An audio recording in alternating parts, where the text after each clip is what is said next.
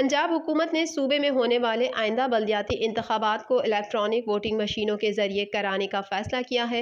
वजीर आला पंजाब सरदार उस्मान बुज़दार ने लोकल बॉडीज़ एक्ट में EVM पर इंतखाब की शिक शामिल करने की मंजूरी दे दी है, जिसके बाद इलेक्शन कमीशन कानूनी तौर पर बल्दियाती इंतखाबात इलेक्ट्रॉनिक वोटिंग मशीनों पर कराने का पाबंद हो जाएगा। वजीर आला पंजाब सरदार उस्मान बुज़दार का कहना है कि वफाकी हुकूमत कानून बना चुकी है।